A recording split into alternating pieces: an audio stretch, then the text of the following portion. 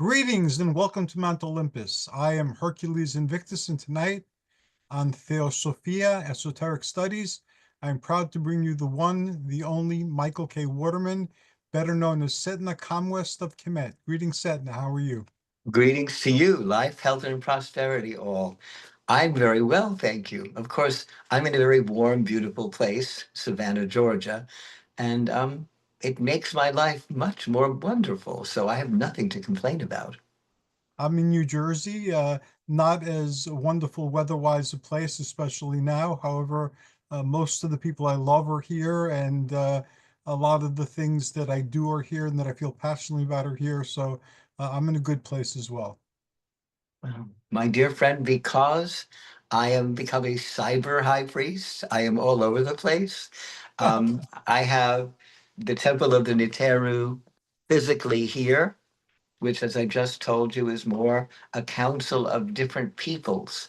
But the temple online is specifically ancient Egyptian, and Mhm. that's more interesting. I was talking earlier about a book I'm working with, which I recommend to all if you wish. It is called The Sacred Tradition in Ancient Egypt. It is an esoteric wisdom book, and it is written by Rosemary Clark. Um, can't really tell who the publisher is. Oh, Llewellyn, who else? I'm sure I have that somewhere in one of my bookshelves or one of my boxes.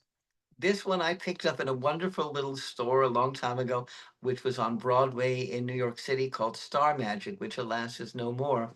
I And remember Star Magic. I love that place. I have many friends and very good memories of those things. So I want to start in to talk to you all about what I'm doing and what I want like all of you to participate in. We have an interesting thing happening. We have just had a planetary alignment on the 28th of February. Everything sort of lined up in a like a key. And so this happened only once in the last 2087 years. The next thing that's happening is very important because it's going to help us to remove negativity in the galaxy. We are all esoteric spiritual beings. We all have a soul. We also have the ability to change things. We are not, how will I put it, bricks. We're not little non-animate creatures. We have a mind. We have the universe and the gods have given us free will. So we can say yes or no. And right now, folks, I need you to say no to the negativity which is happening.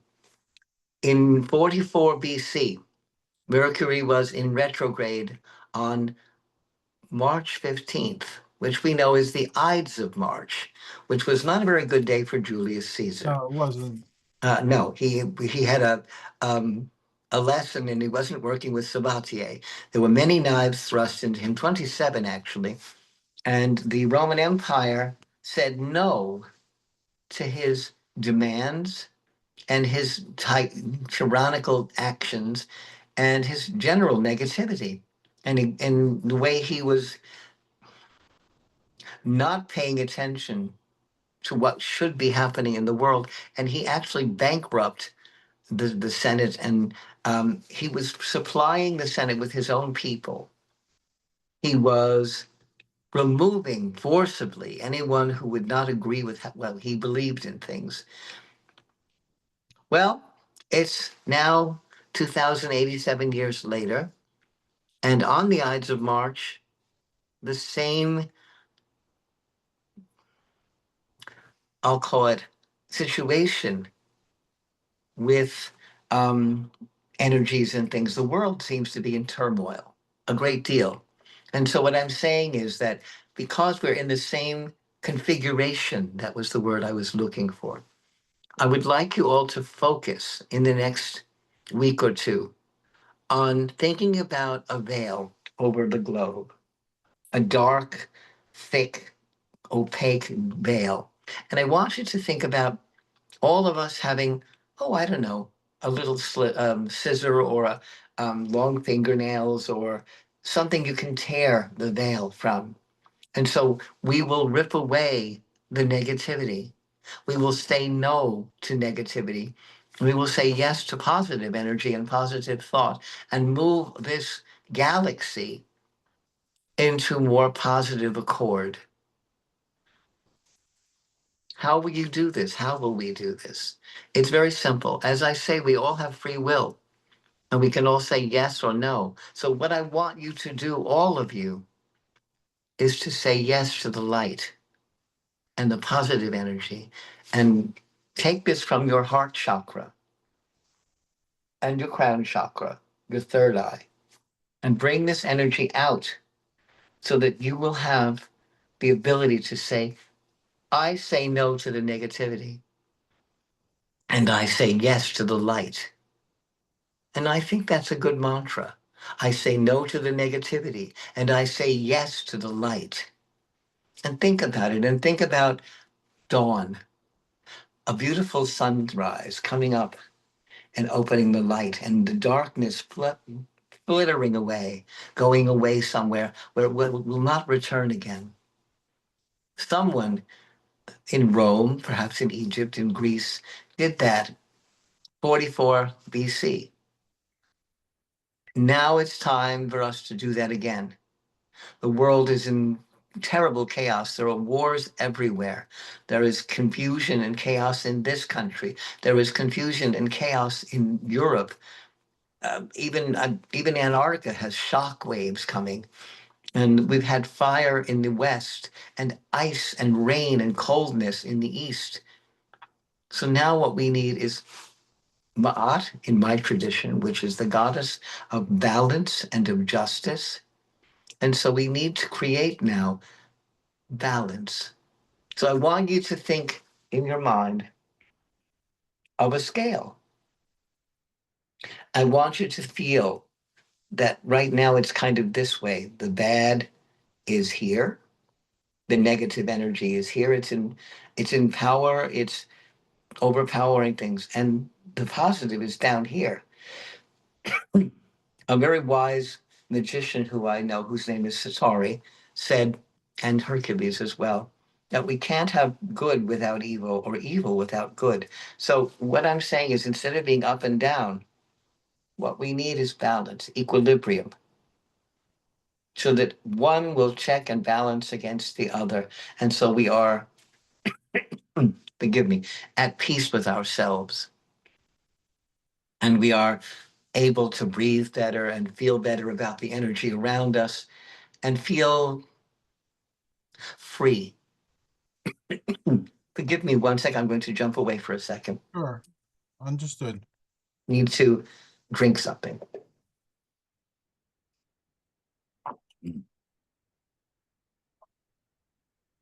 My ancient ancestors would have had beer, which I don't drink, or plum wine called tej, which comes from Morocco. I also don't drink that.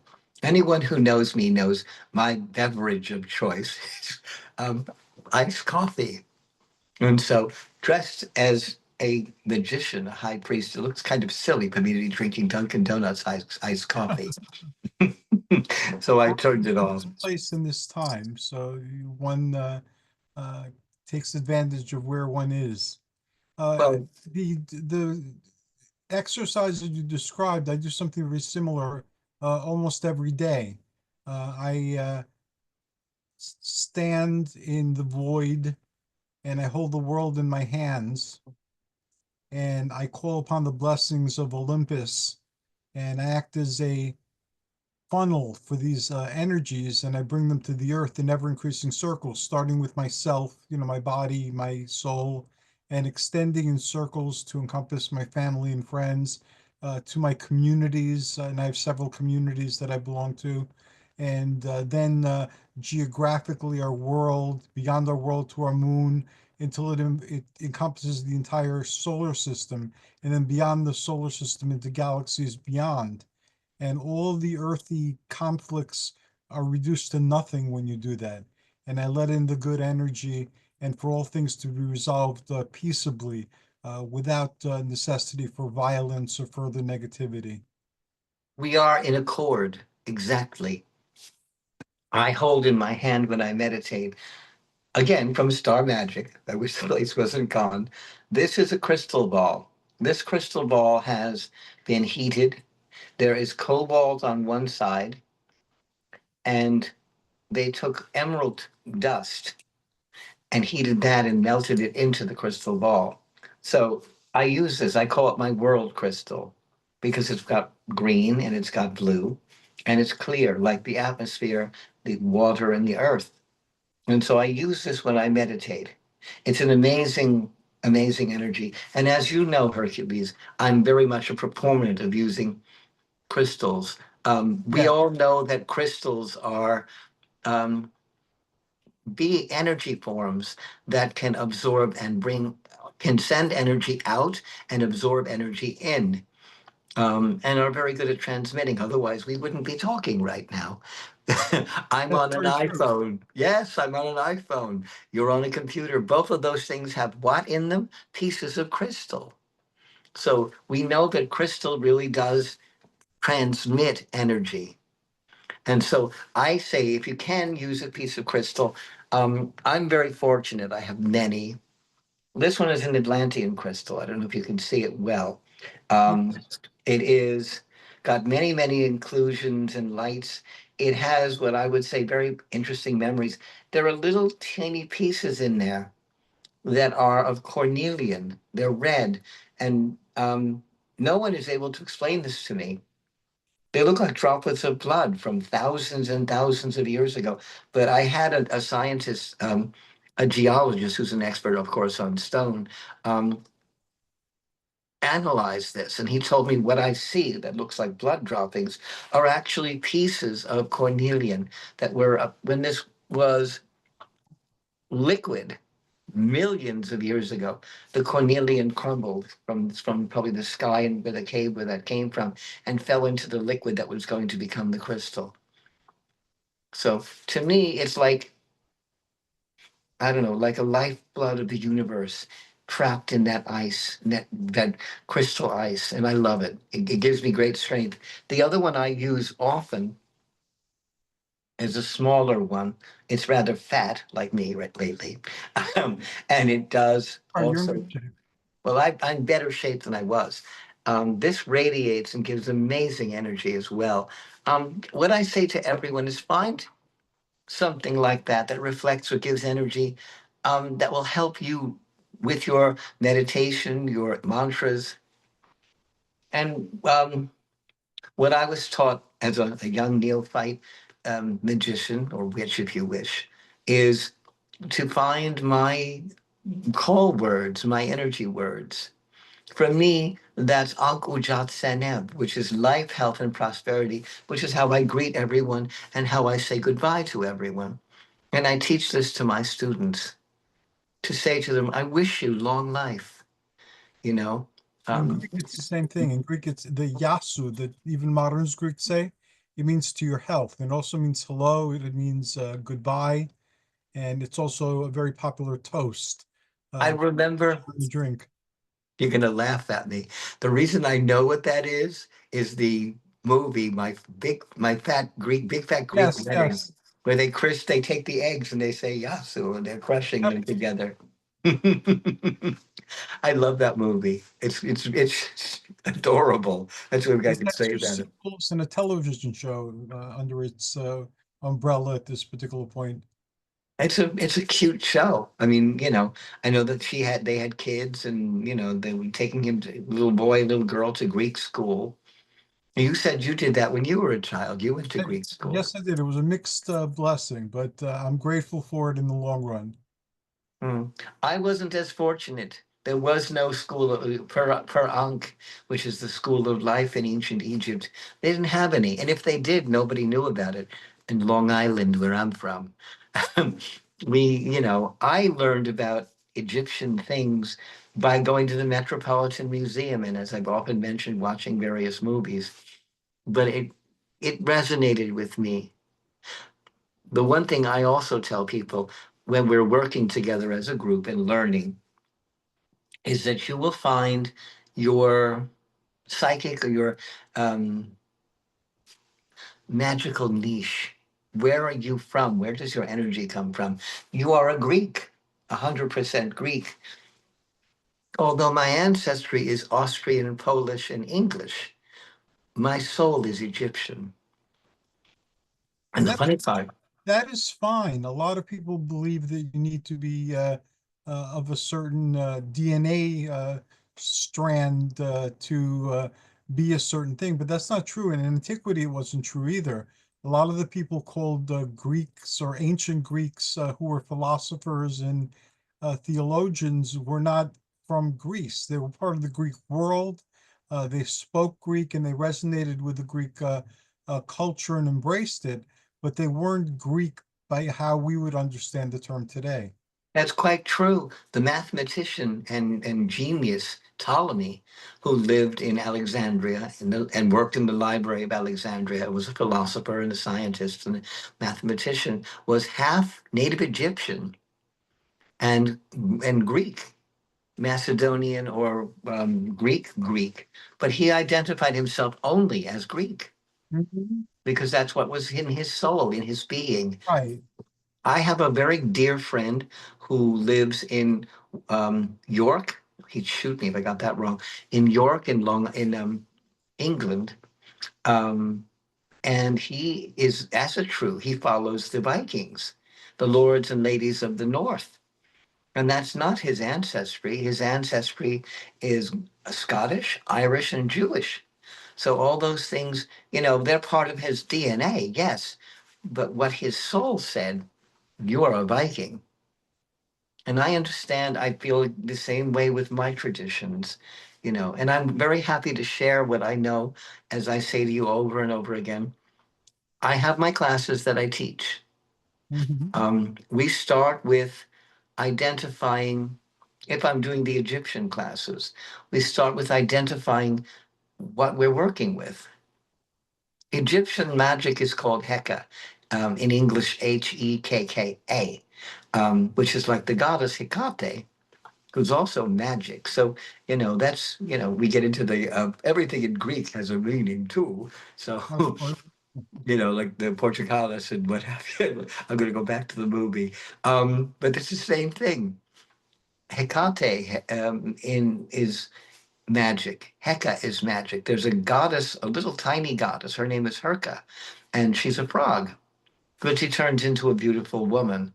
I just, she must have interesting legs though. Um, but she's a frog, and she's able to bring magic to people because she's so small. She fits in everywhere, and then she can transform herself into a human-sized woman. That's like the frog who was actually a prince, I guess, that folklore tale. Yeah, there was a lot of princesses walking around with warts on their lips. So I've heard. I don't know. I don't kiss frogs. Um, anyway, so I will teach people to, see where if they're going on the Egyptian path, to find what energy, what god or goddess or Niteru, I call them, or Niter, they identify with. Immediately everybody says, "Oh yes, of course I'm Isis." And it's like, when I do past life regressions, do you know how many Cleopatras I've met? Or Napoleons or Henry VIII, or it's never anybody that's simple. I have barbers in my background. I have snakes, a cobra from India. I have a spider. I don't know what her name was or his name was. I have a cat that was my last life before I became Michael Waterman. Um, and I have other past lives where I was a barber. I was a wine cellar in Genoa, Genoese wine cellar.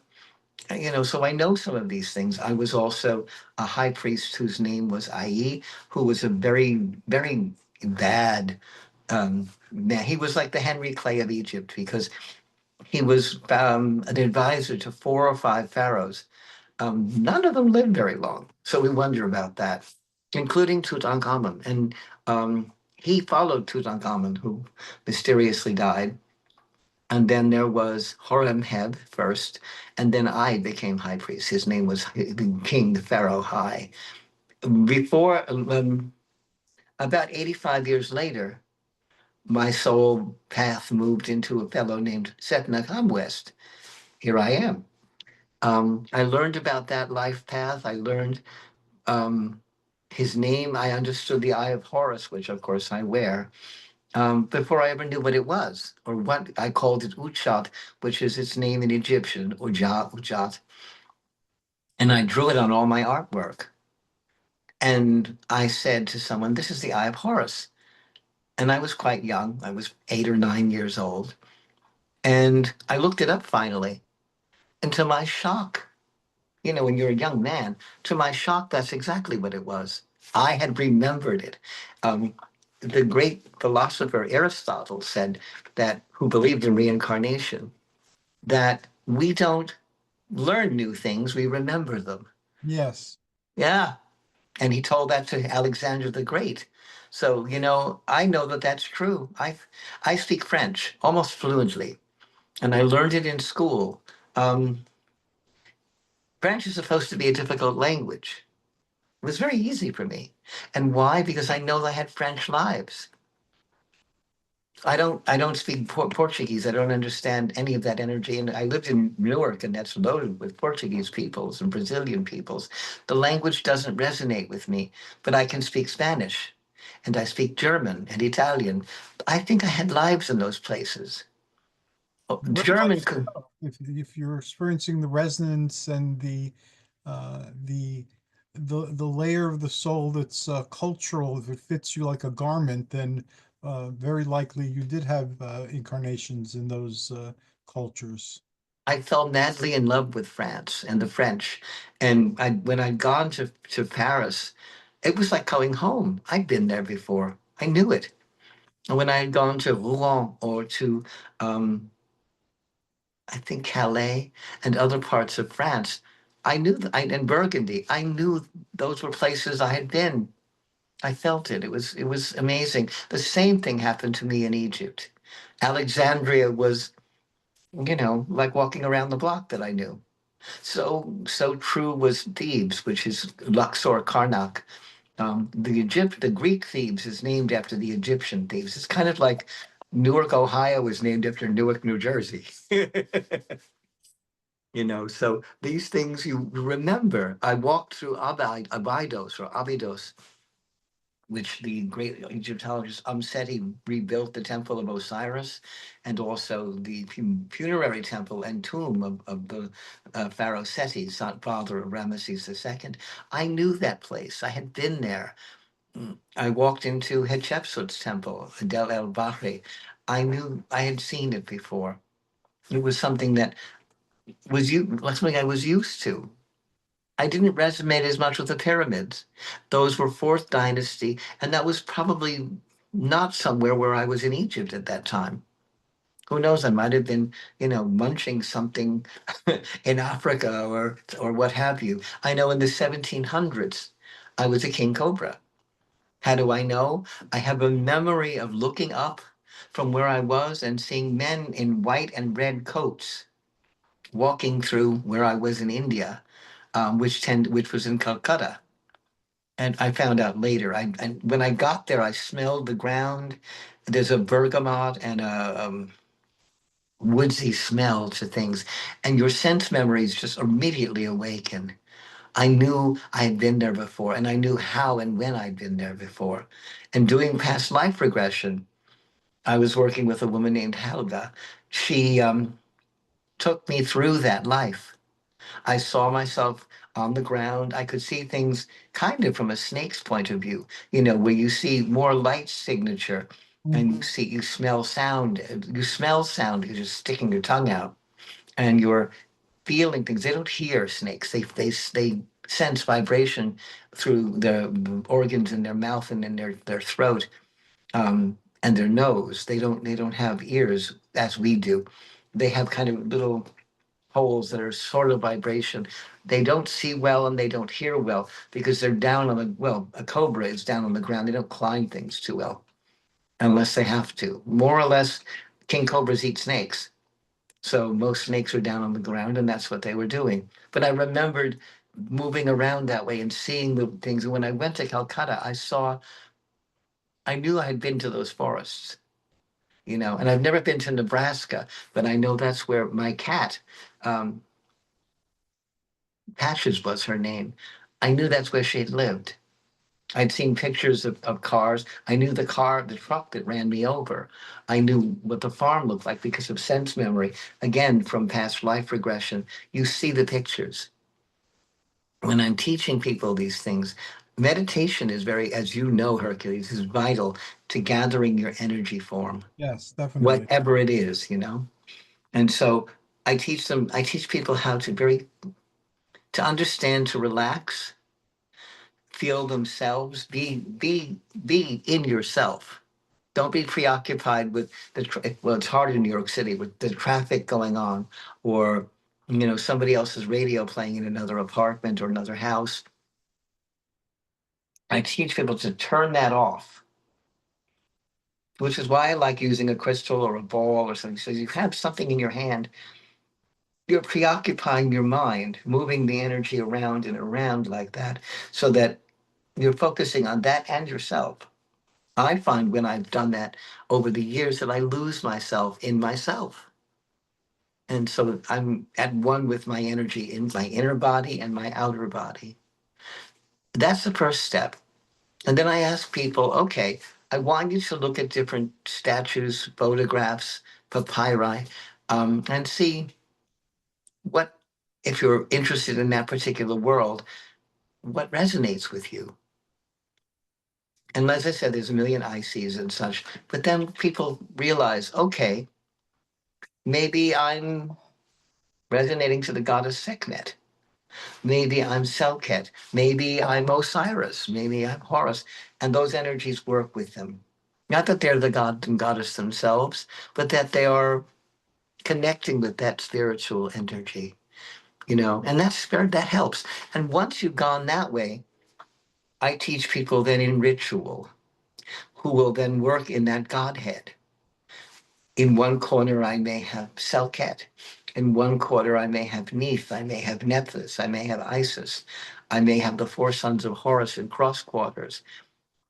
We may have in the center a high priest or high priestess acting as Horus, acting as Ra or Isis, or whoever, whatever being is working with things. And that opens up the heart and opens up the mind and just expands things so that people become more comfortable with that energy. And now Egyptian magic and Egyptian tradition is very, which is good for me because I'm a painter and sculptor, is very visual. We work with images. So I create ushabti, I create little sculptures.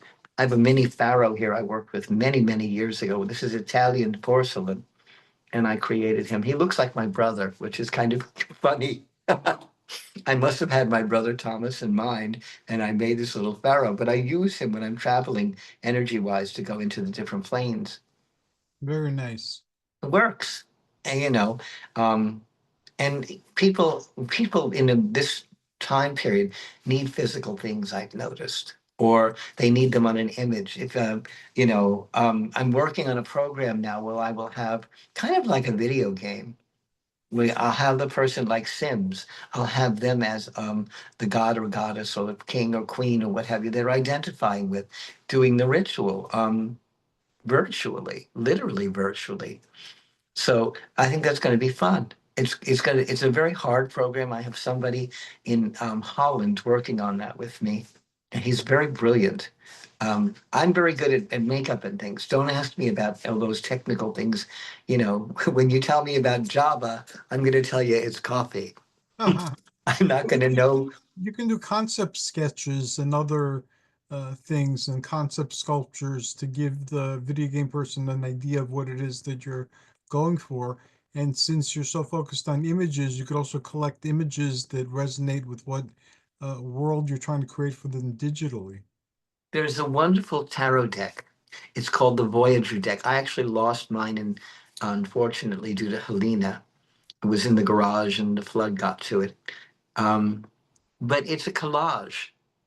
I believe very strongly in creating collages, cutting out pictures and things to different boards so that I'm this goddess, but I like this flower, or I'm working with this temple and I see eyes or lip, and and people by doing that learn to visualize what it is they're focusing on, and it works very well.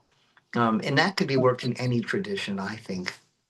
Yeah, I used vision boards and magical collages for very many years. I haven't done it in very many years now, but for decades I've used it. It's very powerful. And I also, I'm always known for somebody came up to me in McDonald's this morning for breakfast and said, "Oh, what pretty necklaces." And I, because, Southern people. And I said, "Those are amulets. Each one of them has a particular spiritual value." And he says, "You mean you're not a Christian?"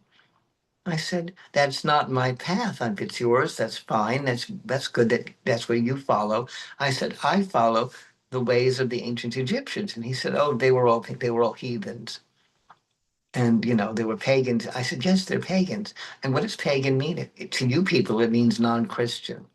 It actually is an Italian word, a Roman word, and what it really means is country folk. Well, I'm in Georgia, so I must be country folk." I used to tell people that they used to ask me if I was pagan when we lived in Pennsylvania, and I said, since we moved to Pennsylvania, I'm pagan. And they'd say, what do you mean? How could you be pagan when you moved to Pennsylvania? I said, because pagan and heathen, those are all things associated with country dwellers, with people who live in rural areas. And now that I live in a rural area, I embrace these words. When I'm back in the city or less rural areas, then I'm not. And then years and years and years, I worked with the coven I grew up with, and people would say, "You're a witch. You mean you're a warlock?" And I would get very offended. They didn't understand why. A warlock was during the burning times. The Spanish and all the other lovely inquisitions and witch finders like Cotton Mather would send a young man or a spy young woman into what they would think of as a coven to tell them where they are so they could burn them. And that was he's a creep. He's a traitor to the group, and that's what a warlock really means. It means traitor. There are other modern pagans who say, "Oh, no, no, no, no, it's got something to do with ancient pagan ways," and it doesn't really. People try to turn things around and make things not what they are. I'm a witch, but I'm also called a Hekau, which is an ancient Egyptian magician. I am a magician. I practice very high magic, and I teach people very high magic, but in levels, as I say to you, you know, not when we do things, there is an inner temple, which is the higher, more adept or more learned high priests and priestesses that work together in the inner part of the temple. And they're like mm, the heart and the brain of the temple. From out of there, you have the younger priests and priestesses, which are working to bring that energy into the inner temple. Then you have students that are initiated, and then you have other people who are just onlookers and what I call the general people. And that's fine too. If you want to go that level, that's okay too. I don't say to people, "Well, you're good or bad because you're at one level or the other." That we all learn at a different rate. And we also are very happy. Sometimes you don't have to be a king to be a shoemaker, and all of those things are vital. Every aspect That's of the very wise. temple. I like that. Well, I mean, we have people that make amulets. I have people that make robes, others that perhaps make oils, still others, make ritual tools. I made this staff, which I've had since I was 13 years old, and I've taught people how to make all kinds of staffs and amulets and ushabtis. And that sometimes that's what somebody wants to do. I have one young lady in Long Island who makes the most beautiful incense there is. And that's all she wants to do. She feels that is her contribution. And it is her contribution and it's needed. So, as I say, you don't have to be Pharaoh to be a shoemaker. And it's fine. Don't The problem with this world right now is that people are terribly judgmental. In India, you have people that sweep that are high priests and fear, royalty and what have you in ancient times and somewhat now. And then you have other people that are sweeping the streets. Each one has their own role. And I say that to people and to take that role with honor and dignity. I agree that each of our paths is different and unique and individual.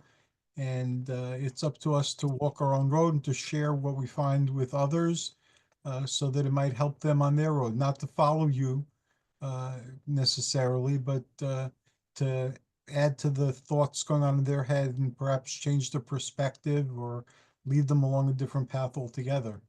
The great prophet Gahil Gibran said, "Do not walk in front of me, I may not follow. Do not walk behind me, I may not lead.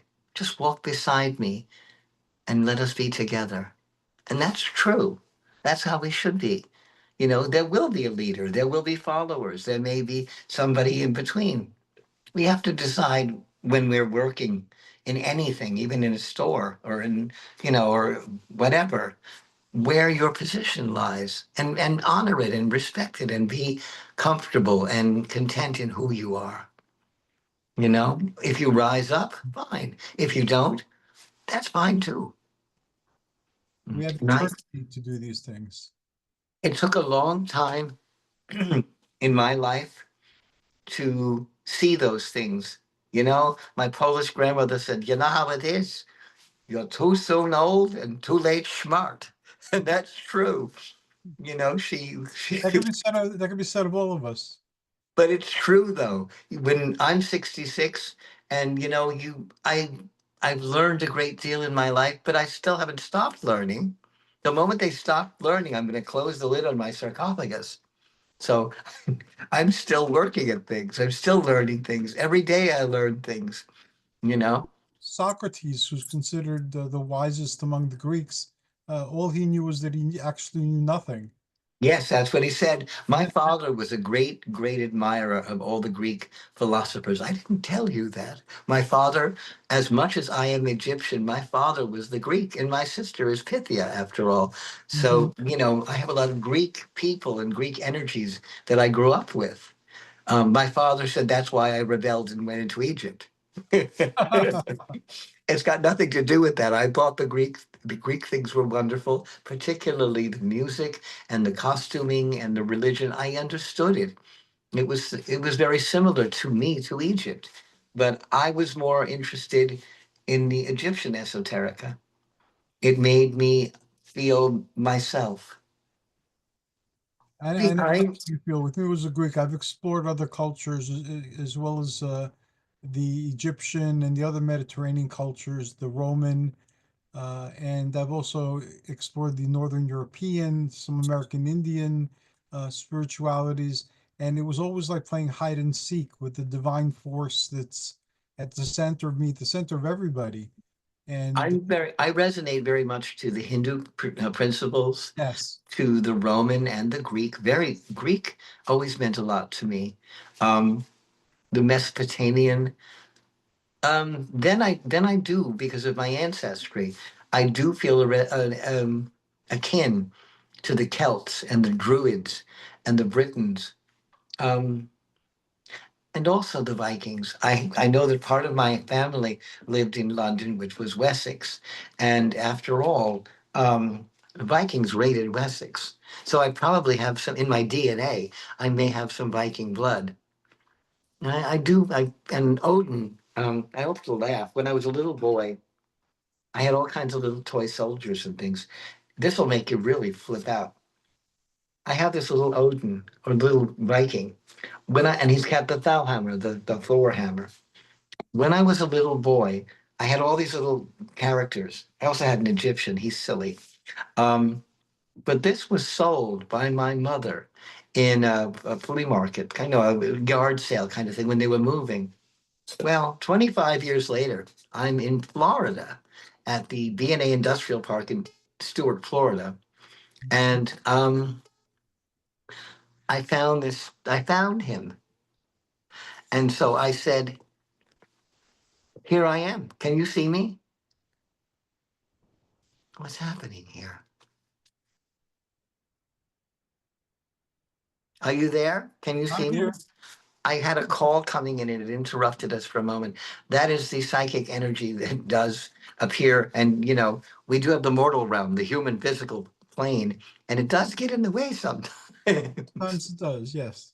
But my point is that this little guy I hadn't seen him in 25 years, and there he was. And I knew it was him, that it was the same one, because I had marked him on the bottom with my name, and there it was. And it was, imagine he traveled 1,700 miles to come back to see me 25 years later. I wish I could find out what this little story, what this little statue knows. I've had things like that happen, incredible synchronicities where something came back to me in a very miraculous and unlikely way, and that's a signal from the universe. I always have taken it as such. But I knew that even from that point, that my affection, my connection with Odin was very important to me. That if this came back, I had to think about Odin. I had to think, because I called that statue Odin. Now he's just a Viking warrior. The other one that I had that was a buddy was a little Egyptian warrior. And I found them both in that on that stand in the flea market. And I had my mother had sold them. I was hysterical because after all, I'd moved out of the house, and she sold a lot of my toys and things. I'm one of those people that doesn't really get rid of too much. And I've I'm seen your house. You're the same way. I'm the same. So you learn. But I have learned to unload things. But when they came back, I thought, oh my God, I always wanted them back, and there they were. I think I actually manifested them to be in the flea market. I remember one time something like that that I could just recall offhand that happened is when I was much younger, I was looking for a book and I couldn't find it anywhere. This was before there were internets or things like that. It was all addresses and writing letters and so on and so forth. And I could never find this book, and I really wanted it. So I finally let it go, and I told the universe, I still want this. And many years later, I was a kid when that happened. Many years later, when I was an adult and well into adulthood, I lived in Forest Hills, and Wow. I had a feeling to go to the Barnes and Noble. So I went to the Barnes and Noble. I'm wondering why I'm in the Barnes and Noble. I'm looking through the discount books, and there was that book. I And know exactly where that store is. I lived at 6838 Yellowstone Boulevard, the summer of 1979. oh, awesome. I lived on 73rd Street or 75th Street. I don't remember, but right. I was on the other side of Queens Boulevard, of Continental Avenue. Uh-huh. And then, we were up on 69th Street. I was a nice in the 70s. I was only there for a few months. It was while I was at FIT. And I enjoyed it. By the time October of '80 came around, I was back in Florida because I had to take care of family business. But I liked Forest Hills. It was nice, great restaurants. It was a very great place to live. I'm glad I lived there for a number of years. But I found this book, so I couldn't find any other books like it, and it didn't have the price sticker on it. So I asked for the manager, and the manager said, "Oh, no problem," and he made a price sticker for it. I asked if he had any more books like that, and he went to the computer and he said, "This book isn't even listed." So, although I I forgot that I was looking for the book, the universe didn't forget that I was looking for the book. It became available, and the universe called me to it. So I know exactly what you're talking about with those figurines. Well, I have one more story like that, exactly the same. We Okay. were in Carl Place at Toys R Us. I was with what I'll call my mini coven. There were three girls and a guy and me. And I was in college. This is 1977. And I wanted a Ouija board. Now, I don't like them. I know that they can be a lot of mischievous, bad things. But in the hands of a educated witch, when you know to bless the space that you're in and bless the board and protect yourself psychically so that nothing can do bad things, they can be a useful tool if you know what you're doing. Most people just use it as a game, and it's not something to play with. Well, I wanted one. I wanted it. And we went to the store. The guy told me they didn't have any. Well, I went over to the three aisles that had games. And all of a sudden, sitting there, one by itself, was a Ouija board. I went to the counter, with my Ouija board, and the man said, "Where did you find this?" I said, "Oh, it's on that, that shelf over there." He goes, "We don't sell these." I said, well, I would like to buy it. And he said, okay, it's, I think he said it was like 4.99. He made up a price probably the same as yours. And my friends were like, Michael, that wasn't there 10 minutes before we went, when we walked past that aisle. And I looked at them and I was a bit arrogant and I said, yes, I know. And I knew that I had manifested that. And after a while, it's funny. I put the board down in my haunted bedroom, which was a pain, and it disappeared. I guess it had done whatever it was supposed to do. It taught us what we need to learn, and it left. And when we sold the house and we moved, it wasn't there. I've So had I that believe where I had something temporarily and then it, for some reason it mysteriously appeared in my life and mysteriously vanished and went somewhere else. I really believe from my heart that that Ouija board was just something created out of magic, and that it was just there for that moment in time, which was about 3 years, and then it was gone. So that was it was kind of cool. It was, I think, 1976 or 77, and by 79 or 80, the board was gone, the planchette was gone, the box, it was gone. And I'm one of those people that always puts things back in a box. I think it's a Virgo thing. We're very good at boxes. So I put it back in the box every night, and it was on the top shelf in my under my guitar that I didn't use anymore. I was playing the guitar for about a year, and it vanished. Just poof, the guitar was still there, and if anybody in the house had taken it, they wouldn't really have known where it was. So it was kind of an interesting thing. But I knew I manifested that.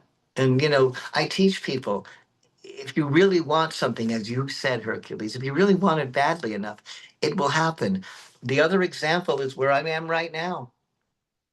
I needed to move out of my house in 2 months in Newark, New Jersey. And I was beside myself. I didn't have enough money. I didn't know what I was going to do. So the money appeared. I my sister owed me and my brother owed me a great deal of money. And all of a sudden that appeared. And I looked on the marketplace in um, Facebook, which I've never looked at before. One of my coworkers said, "Oh, check that out." And I'd lost the job. I was living um, basically on my 401k, and I had the extra money because I had my Social Security hadn't clicked in yet. And I said, "Well, what about Savannah?" I don't know where that came from. Some spirit or energy said, "Go to Savannah." I've never been here till I moved here. And my friend Charles, who was my housemate, also needed a place to go. And all of a sudden, out of nowhere, this place, the fountains that I live in, out of nowhere. And it was the right price and it was the right place. And I've been in love with this place ever since. It was a wonderful manifestation that really saved my life, I will say. And it, as you know, changed my whole life. Yes, I remember that time and Mhm. so very glad that that happened to you and that things unfolded as they did. And you blossomed under the sun of Savannah and the climate of Savannah. Till we got the snow. Oh, I was mad. I was so happy that we had no snow last year. And then all of a sudden, I guess the second week in February, we had 3 inches on the ground. But the next day was 70. And the next 3 days afterwards, subsequently, we're in the 70s, which is what's normal for Savannah. And there was no snow till we got to the parking lot of Walmart. And it was, like it looked like in New Jersey. We piled up high in the parking lot. I was so depressed. I was like, I don't want to see this anymore. Charles was laughing at me, and people that were around me were laughing because it was a silly thing. I kicked it. I was like, I hate snow. It was like getting back at me. All my life as a young man and as a child, I was shoveling snow. I lived on Long Island, and Long Island gets snow. Well, boy, does it get snow. So, I was happy to be rid of the damn thing. And now that was there, it was just like saying, ha ha, we're still here. It The visited. fact that it only lasted a couple of days, was like, okay. So Wow. Yeah, anyway, I believe that's in manifestation too. Things in manifestation manifested. Well, a story I tell, I probably told it on this show a few times, was I asked the universe for millions of dollars because I want Yes, you did. a Yes. retirement community for folks like us. And I had it in my mind. And within like a day, millions of dollars started coming into my life, but it was play money. So it was like $1 million bills with Obama or the Statue of Liberty or anything else on there. So something heard me and something produced lots of $1 million bills. So I had a stack of them on my altar. And then I said, okay, fine. I don't want any more of these. And it stopped. So again, it was a manifestation. It wasn't exactly what I wanted, but something heard me and something responded. And it was abundantly clear that something heard me and something responded right away. I'll tell you, and I never said this to you before. I believe that was either Bacchus or Pan or some other mischievous Greek god. I do think mostly it was Pan because he's a very mysterious, very mischievous character. And he does give people what they want, kind of. Kind And of. also, jinn do that. Yes, true. That. The genies, jinn, will be mischievous like that. In Egypt, it's actually the god Anubis, who is a very he's the protector of the souls, but he's also a terrible trickster. He Hermes. once Hermes is a heard, god of thieves and con artists, as well as being the god of wisdom and messages from on high. yeah, so you really have to watch these deities sometimes. They do have a funny streak to them, you know. My one of the gurus I was working with years ago had asked me to teach him more about Egyptian traditions, and he's in Central Park with lotus position and concentrating on the goddess Isis, and he's yelling Isis, Isis, and all of a sudden he hears Isis, Isis, and it was the guy with Italian Isis. And I'll never forget that he woke up and went, "What?" You know, and he said, he was. I said, "Well, from then on, call her Auset or Osset, her Egyptian name. Apparently, in New York, it's going to be, lemon or rainbow or lemon and lime There you go. sherbet." And I'm sure there was a lesson in that. It was just funny. He got me a lemon sherbet. There's the message from ISIS to you. So I know I always bring humor to everything I teach in here because, as I always say, and I'll say it again, people, when you make them laugh, they listen. And when they listen, they tend to learn. So I'm always going to do things with a little silliness in myself. It's just who Michael is and who Setna West, whether he likes it or not, that's who I am too. Michael is my current incarnation, is he not? And Setna is, I think, part of my eternal soul. And just as I believe Hercules is your voice in your eternal soul. I really believe that. Indeed, there's part of all of us that is resonant with some aspect of the divine. And when you find that, your life becomes something different. And it's not like you become it, you already are it, and you wake up to it. And then once you wake up to it, your perspective changes on a lot of different things. And you realize a lot of, I guess what you could look at is uncomfortable truths, but they're no longer uncomfortable, they're crystal clear. And I wouldn't trade that for anything in the world. When I went to the Brooklyn Museum and saw the stela of Setna Hamwes, my mouth dropped. I know that that was carved in his lifetime. I wanted to break the showcase glass and touch it. I wanted to I wanted to connect with myself. And I did, with vibration and with energy. And I also saw a papyrus, which I found translations to. At that time, I was not proficient in hieroglyph yet, about his life. And the more I read, the more I was like, yes, yes, that's who I was. That was me. Yes, yes. And I could feel it coming into me. The vibration was coming in. Yes, Michael, you're waking up and knowing who you are. There's a book by Elizabeth Hayes. It's called The Initiation. It's about reincarnation, and it's another one I recommend very highly. We will do more shows on books in the very near future. And I want to thank you, Setna. It's always an honor and a pleasure talking to you. And you always give me much to contemplate in my meditations. Thank you for tonight, and I wish you success with all your projects. How can people enter your world? Well, as I mentioned, I am both on Instagram and on Facebook, the Perniteru Temple. You can find me under Michael K. Waterman in Facebook also, as well as the Instagram. I'm on also Blue Sky and Mammoth, is that what it is? Um, Mastodon, I think. Mass, I knew it was some kind of elephant, but Trying to figure this out. I don't use it yet. I don't quite understand it that well. You can get me at Phono Wizard, which is my services on Facebook, or you can call me. Hello, 516-650-3691. Or if you're one of those people that needs to email people, mkwaterman at icloud.com. Or, of course, always through Hercules Invictus, you can reach me as well.